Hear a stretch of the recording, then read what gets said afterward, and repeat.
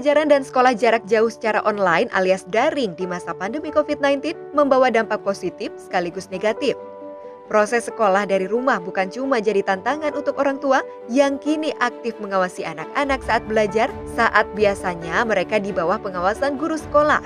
Anak-anak pun menghadapi tantangan beragam karena menghadapi perubahan rutinitas dari berhadapan dengan guru menjadi berhadapan dengan layar. Ragam tingkah stres anak-anak yang stres saat belajar di rumah pun ramai di media sosial. Tingkahnya bahkan ada yang mengundang gelak tawa netizen seperti video yang diunggah akun YouTube Sunda Galuh Pakuan ini. Dalam video, tampak sang ibu sabar mengajari anaknya bahkan dengan mengucap istighfar berulang. Namun, entah karena lelah atau bosan, sang anak malah memberikan respon marah-marah tak jelas. Tingkah stres anak lainnya yang mengundang gelak tawa adalah dalam video yang diunggah akun YouTube Zona Raihan Official. Dengan bahasa daerah, bahasa Sunda, sang anak menantang ibunya yang artinya bunuh saja aku, sembari memberi gestur mencekik lehernya. Aduh, ngelantur kamu nak. Kurang.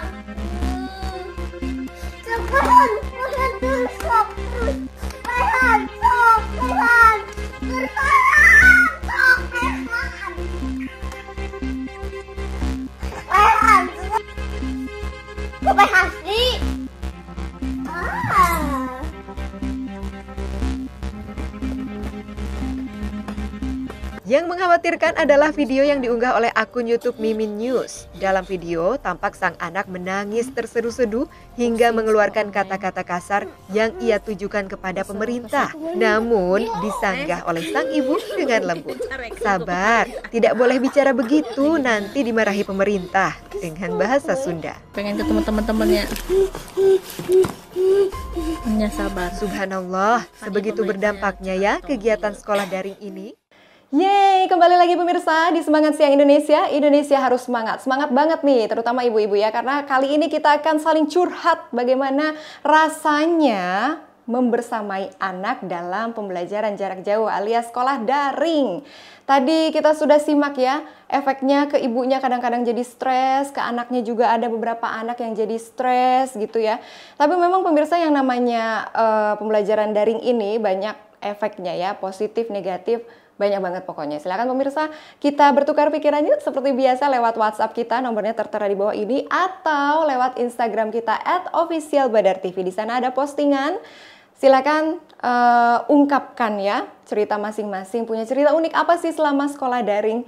Jadi yang namanya sekolah daring ini plesetannya dari daring menjadi darting katanya gitu ya. Ini yang menjadi tema kita kali ini pemirsa, karena yang namanya sekolah daring ini kerap membuat darah tinggi ya, penyakit tanda kutip bagi ibu-ibu nih ya, karena emosinya selalu terpancing. Tapi pemirsa, ngomong-ngomong soal sekolah daring, ini saya ada data nih, studi yang dilakukan oleh para peneliti di University of Bristol menunjukkan bahwa sekolah daring ternyata malah mengurangi kecemasan pada remaja. Masuk akal sih ya. Jadi yang namanya sekolah daring ini dampak positifnya kalau di luar negeri katanya begitu. Jadi anak-anak yang tadinya punya rasa kecemasan, misalnya harus bertemu orang setiap hari capek. Nah, dengan sekolah online ini katanya menjadi berkurang tingkat kecemasannya. Nah, tapi sayangnya di negara plus 62 katanya tekad sekolah untuk menuntaskan pencapaian kurikulum ini kerap membuat siswa menjadi terbebani. Ya. Beda-beda lah ya. Jadi efeknya terhadap beberapa negara. Ya, banyak sih faktornya. Untuk lebih lanjut, kita masih terhubung pemirsa. Sekarang kita masih terhubung bersama Ibu Devi, ibu rumah tangga yang membersamai anaknya sekolah daring, dan juga Mbak Vika selaku praktisi parenting, dan ada satu tamu spesial saya lagi. Kali ini saya undang Ustazah Azahra sebagai praktisi agama. Assalamualaikum Ustazah Azahra. Waalaikumsalam warahmatullahi wabarakatuh. Ya, saya mau ke Mbak Vika dulu. Mbak Vika, kalau kita melihat dalam video viral tadi ya, emosi anak gitu, stres anak ini tampaknya sudah ekstrim sekali. Nah, berdasarkan pengalaman Mbak Vika, ada nggak sih gejala atau tanda-tanda stres baik itu ringan ataupun berat yang terlihat dari sang anak yang patut kita waspadai sebagai orang tua? Waktu itu pernah tuh seharian ngerjain tugas dari pagi baru selesainya malam. benar-benar malam dan dia itu benar uring-uringan gitu, nggak jelas deh kapan nih Kak mau diselesain gitu. Akhirnya saya catat permasalahan dia tuh sebenarnya di mana sih?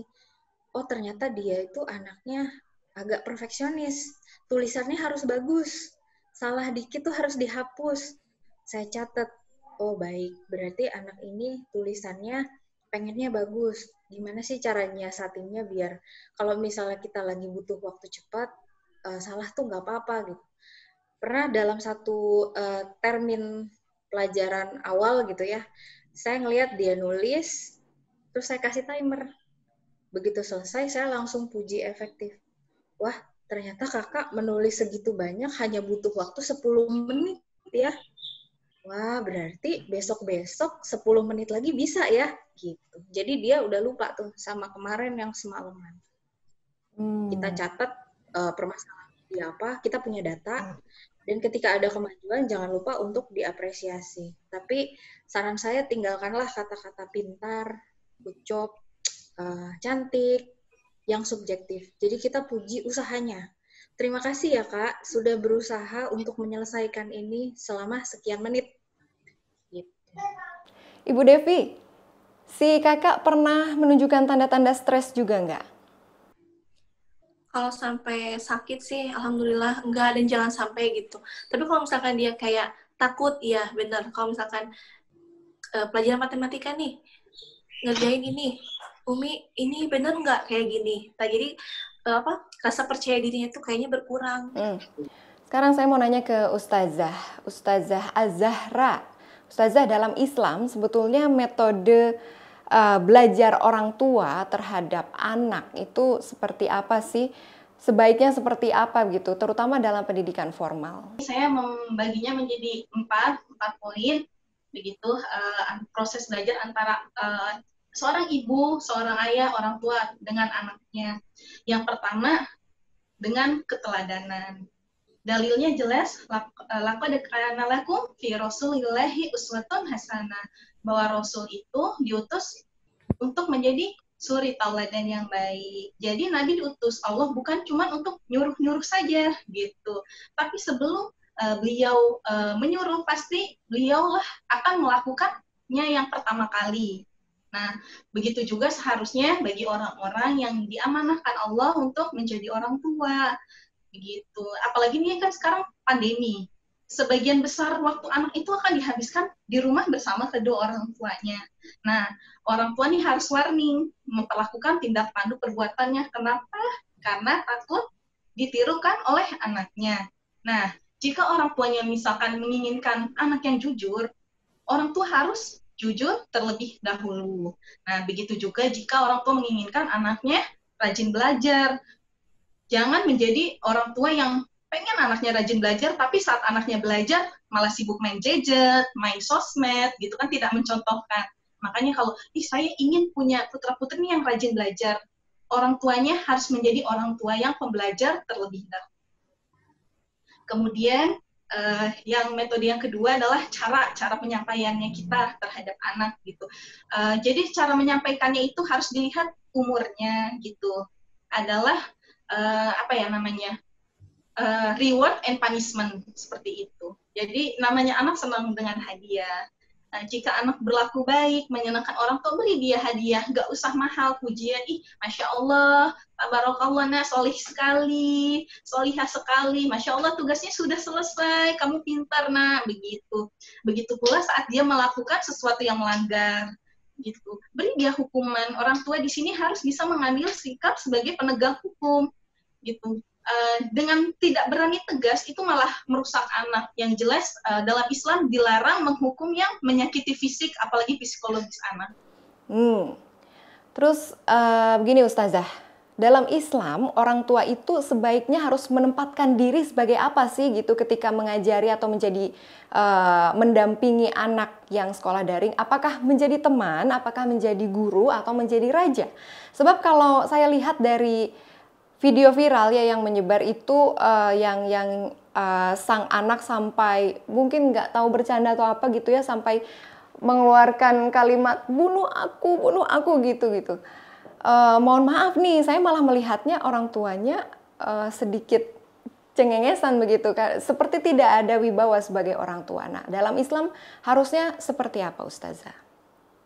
Kalau kita lihat nih yang banyak sekali terjadi tuh orang tua itu banyak yang ingin seperti dalam tanda kutip raja, ya kan, yang kata-katanya itu tidak boleh disanggah, apalagi dibantah gitu kan, yang apabila dibantah menyebabkan hukuman fisik yang menyakitkan jiwa anak. Nah, makanya di sini keimanan itu tadi diperlukan. Kenapa? Orang yang beriman pasti, orang tua yang beriman pasti bisa lebih memposisikan dirinya gitu. Saat anak misalnya butuh teman curhat, butuh melepas kesedihannya, oh orang tua udah nangkep nih, dia bisa menempatkan dirinya menjadi teman gitu. Biar apa? Biar anaknya merasakan kenyamanan, mendapatkan keamanan gitu. Karena efeknya itu sangat besar. Anak yang menemukan kenyamanan dari rumahnya, terutama orang tuanya, dia tidak akan mencari kenyamanan dari orang lain lagi. Gitu. Nah, dewasa ini kan banyak yang karena dia tidak menemukan kenyamanan, tidak menemukan sosok seorang teman dari kedua orang tuanya, akhirnya dia tersesat, salah memilih tempat untuk berlabuhnya, untuk apa ya namanya, ya merasa nyaman gitu, akhirnya terjerumus, tersesat, seperti itu. Nah, kemudian orang tua yang paham agama juga pasti bisa menempatkan posisi dirinya sebagai seorang guru, seorang pendidik, ilmu apa saja gitu. Seorang guru yang mengajari lika-liku kehidupan, seorang guru yang mempelajari ilmu duniawi seperti pelajaran sekolah, matematika, biologi, dan seorang guru yang mengajari ilmu akhirat pula. Baik, tipsnya pemirsa kita akan berbagi, tapi usai jeda berikut ya pemirsa ya. Tetaplah bersama kami di Semangat Siang Indonesia, Indonesia harus semangat.